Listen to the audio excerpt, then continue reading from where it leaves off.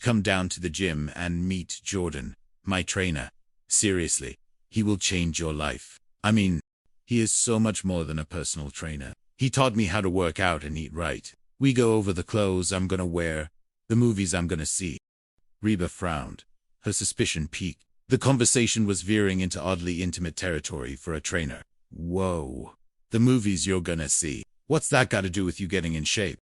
Barbara Jean waved a dismissive hand. Oh, nothing. We just have the same sense of humor.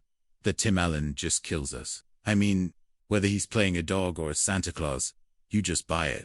She laughed, a light, airy sound that grated on Reba's nerves. Her enthusiasm was almost manic. So, you'll come meet Jordan? Reba shook her head, a firm refusal. The thought of going to a gym filled with new pretty people, and meeting this Jordan who seemed to have such an outsized influence on Barbara Jean, filled her with dread. Barbara Jean's face fell. Oh, come on, Reba. I want my best girlfriend to meet my best boyfriend. A stunned silence descended upon the kitchen. Reba's eyes widened, and even Van and Ben looked shocked, their mouths agape. The casual slip, the easy intimacy, the undeniable implication. It hung in the air like a forbidden fruit. Barbara Jean clapped a hand over her mouth, her eyes wide with a mixture of embarrassment and something else Reba couldn't quite decipher. A flicker of defiance. Perhaps. Boyfriend, oh whoops. That came out wrong. She tried to laugh it off, but the sound was strained. Reba, though her internal alarm bells were ringing, managed a tight smile. Well, thanks anyway, but I'm just going to be here with my smoothie. Delicious, just like fruit gravy. She took a large, deliberate gulp of the green concoction, trying to project an air of nonchalance she didn't feel. The smoothie, however, tasted like a punishment. The casual slip, the easy intimacy Barbara Jean described with her trainer, the way she glowed. It all added up to a picture Reba didn't like. A picture that, despite Barbara Jean's hasty retraction, felt suspiciously like the truth.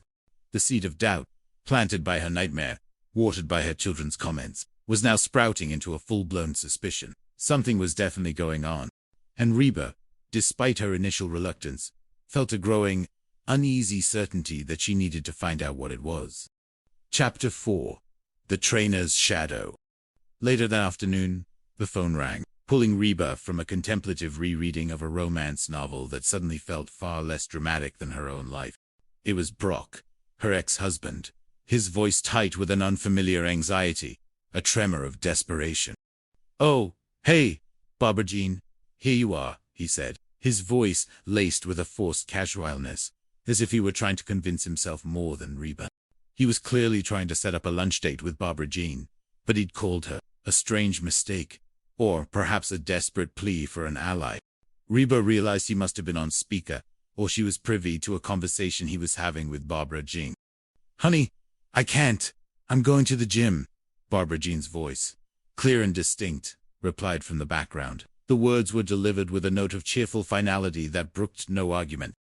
Can't you skip it just this once? Brock pressed, a hint of desperation in his tone. Come on.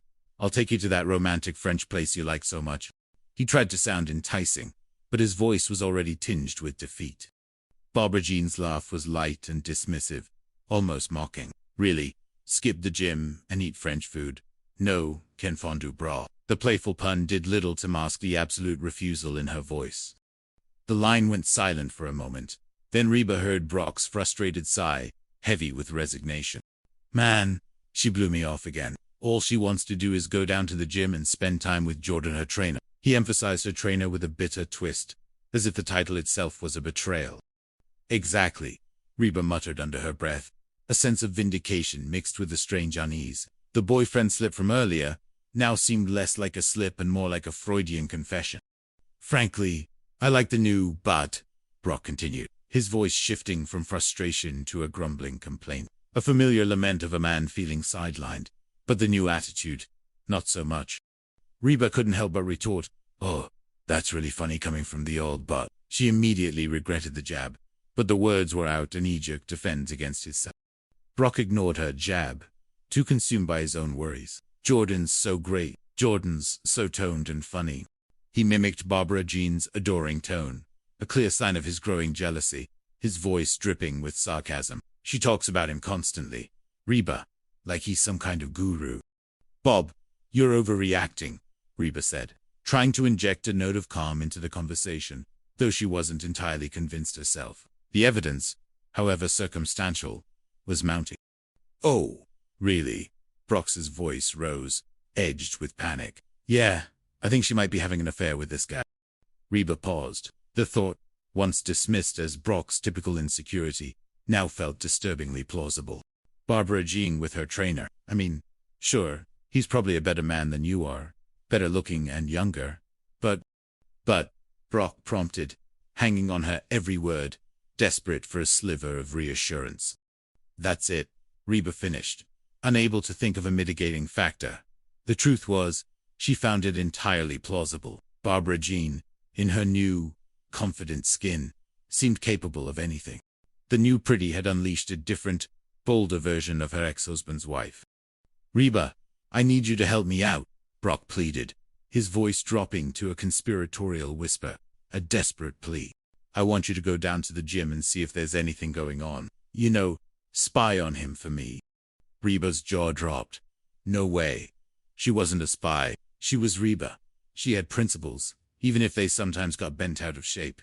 You know, Barbara Jean may have a long list of faults, and I have that list if you need a copy, but she is nothing if not faithful. She tried to sound convincing, but even to her own ears, the words rang hollow. Yeah, up until now, Brock countered, his voice bitter. But now that she's thin and hot, she has all kinds of options. She's like a completely different person. Reba, I barely recognize her. Reba chewed on her lip. His words, though harsh, held a kernel of truth. The world treated beautiful people differently.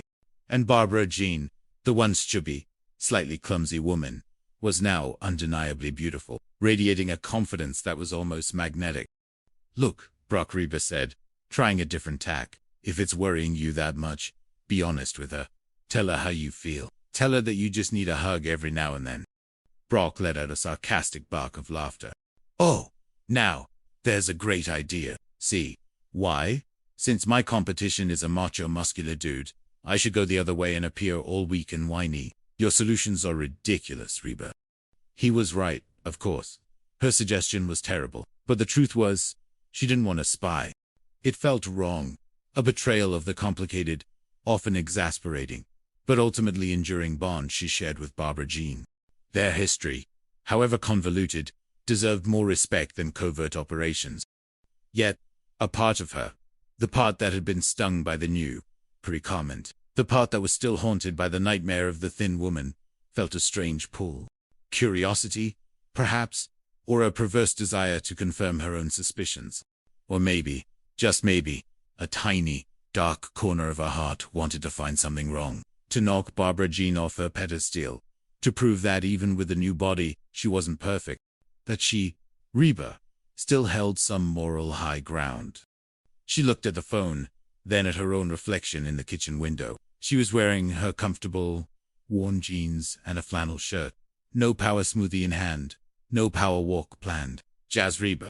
And Reba, despite her initial resistance, was a sucker for a good mystery, especially when it involved her family. The lure of uncovering a secret, however painful, was strong.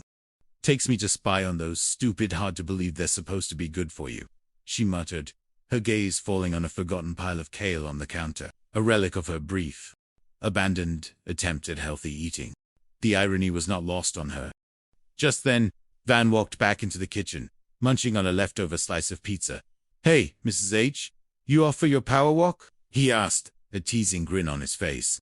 Man, I love old people, power walking, moving along, swinging their arms like there's a big sale for false teeth. Reba glared at him. No, I'm not going for my power walk. This whole physical thing is getting everybody acting wacko. Van shrugged, unfazed. What do you mean? Well, your dad thinks that the guy who gave Barb Jean her new body is wanting to take it for a spin, Reba explained, her voice low, a hint of exasperation in her tone. Van's eyes widened. He probably does. He said it with a shrug, as if it were an undeniable truth. Reba stared at him. What are you talking about? Guys are pigs, Van declared, as if stating a fundamental truth. They're dogs. They're all animals. They just care about hot women. They're hot dogs. He punctuated the last phrase with a suggestive wiggle of his eyebrows, an attempt at humor that